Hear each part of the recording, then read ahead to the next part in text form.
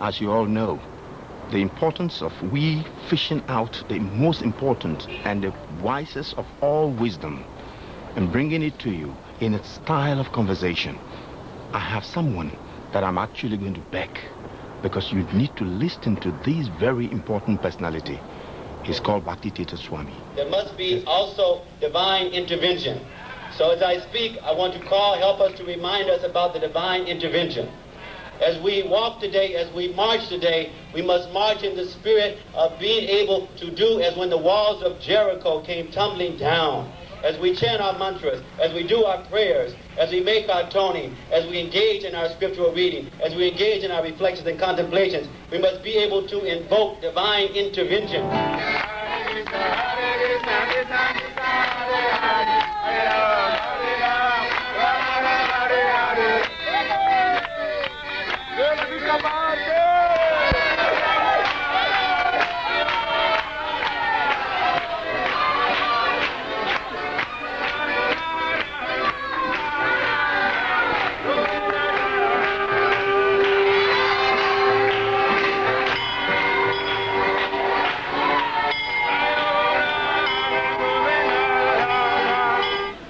Krishna consciousness is a culture for re-spiritualization.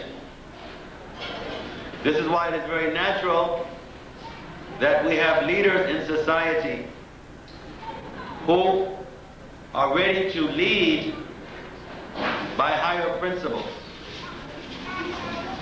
The original culture of Africa and of all ancient cultures was established where the leader was a medium between the people and God. So the leader had a responsibility to act in such ways that it would bring blessings and benedictions to the citizens in abundance. Every crisis that the world is confronted with has to do something with a crisis in leadership.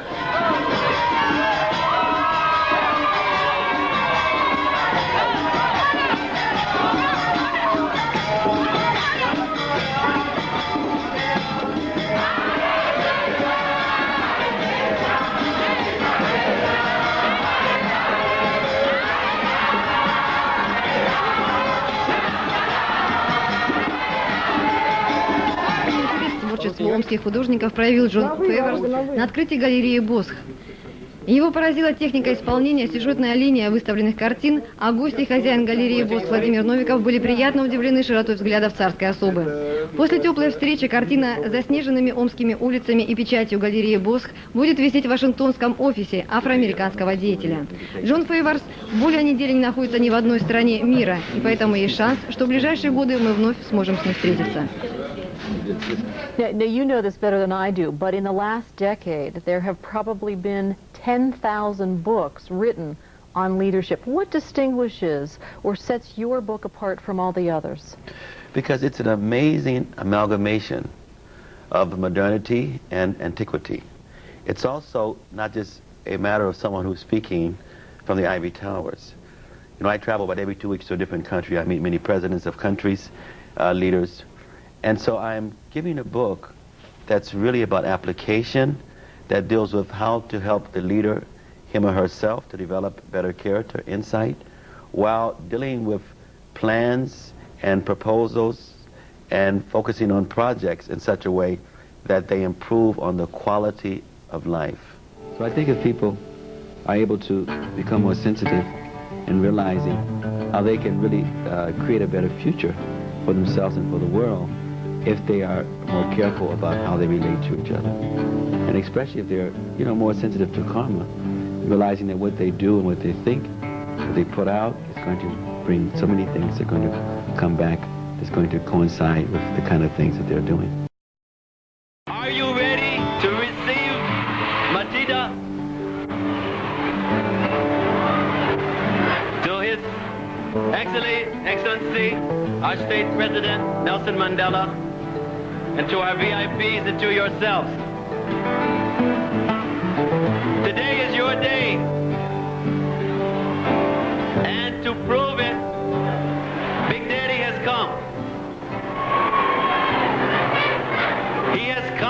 because he is concerned about you.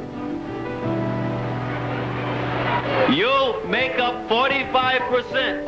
These children make up 45% of the population of Africa. The children are the future. And therefore, the state president wants everyone here as well as around the world to understand that the future resides in the children. He has come today because he is concerned that he wants for the near future that we will not have racism, tribalism. We will not have homelessness. Right now, in the world, millions of people are homeless. 1/4 of the world is still illiterate. 1/2 of the world does not have good drinking water. So much abuse, even child abuse. But today, our Big Daddy wants to send a message.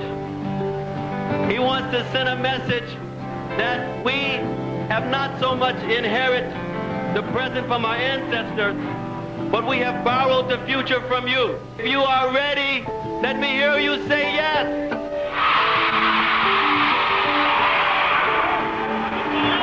So if you are ready, we want to hear very loud, and we want to invite His Excellency to come and to address you. This is an involvement of love.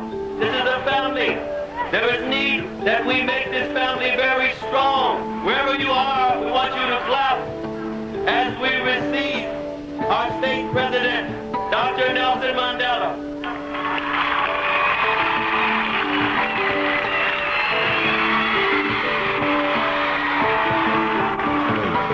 Now, the fight, against HIV/AIDS, it's concentrated about people not contracting the virus, prevention. Should we just have it on prevention or find a way to totally eradicate it? Because your theme says that total eradication. Will you tell us, how do we implement your scheme? Because that is your scheme of total eradication. Men should see the women as very special. Because from our women, from the womb of a woman, comes every son, comes every daughter. The women themselves should see their womb as sacred. They themselves. They themselves. Right. And therefore, they will be much more careful, selective in their relationships.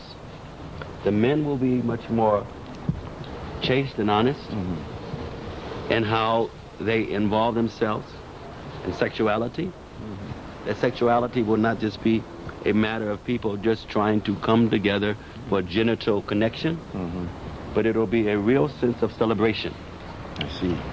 And so as we are able to access celebration, as we deal in the different species, then what they bring together and how they come together will produce auspiciousness.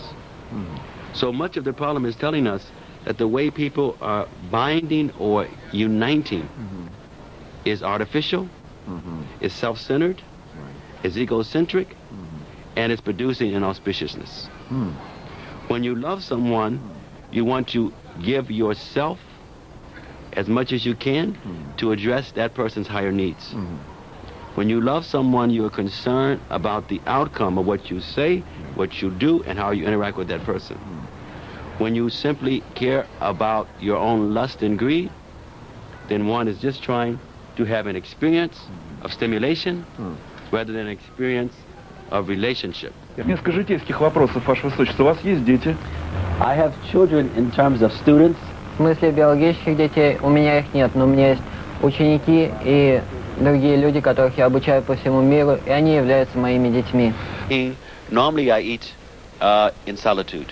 Как духовный учитель и как царь, обычно я ем в уединении. Наш царь, Ваше Высочество, летает на своих самолетах? When you fly, do you fly on your own airplanes?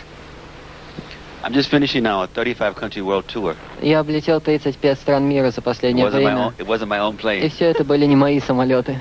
I don't have a plane. У меня самолета нет. Значит, царь летает с другими людьми, с A обычными king flies пассажирами. on the same I don't plane have a with common car. I people. don't have a house. У меня даже машины и дома нет. But I have thousands of cars. Но у меня есть тысячи I have машин, hundreds of houses. у меня есть сотни домов, Because I also have students all around the world. потому что у меня также есть ученики по всему миру. And they have so many places for me to stay. И я всегда могу остановиться у них дома.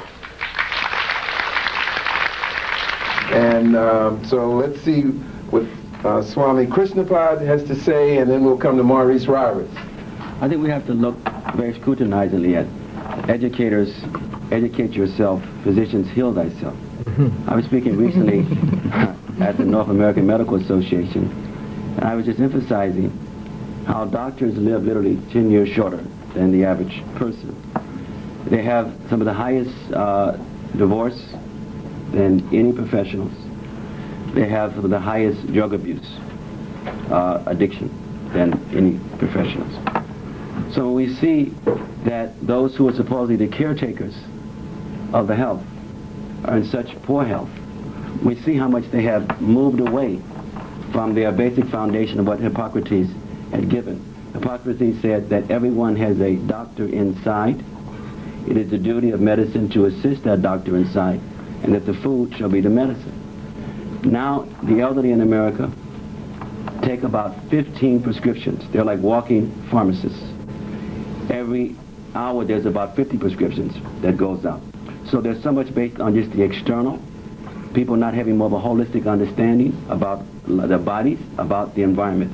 And because of that, they keep addressing things in a myopic way, and we see even those who are the so-called healers often are in worse of a toxic situation than those that they're trying to heal.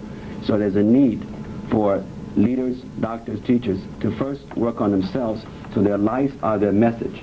And then as they educate and help others, there'll be a serious change. Real theme going here. Big vows, personal vows, collective vows, social, religious, political vows of how we are going to make a difference. We must be able to do what? Sometimes we're waiting for the coming again of Jesus, the coming again of Maitreya, the coming again of Buddha, the coming again of the Avatar, the coming again of Bahula. We must be able to function so that they are with us now, so that we're able to invoke their blessings now. On this capital, we're in the capital of some of the most serious situations in the entire global community. And it is causing a problem throughout the intergalaxy of the defilement of human consciousness. We're at a time now, we must say, no more, private and public life is different. Our private life must be similar to the public life. We must not have a social life, a recreational life, a theological life, a cultural life, and at the same time, at the end of the day, we have no life. We must have soul, and soul means you are my brother. Whether you're a woman, whether you're a man, it must not be history anymore. It must be their story. It must be our story. It must not be his story. It must be her story. And when we can have such a situation, we can march and we can bring the walls of Jericho by entering into connecting subtle levels and higher levels, going deeper into our traditions, invoking our prophets, and marching with our prophets, even though we may not see them today. We want to march with our prophets. We want to make this vibration sound throughout the particular planetary situations. Beloved, thank you.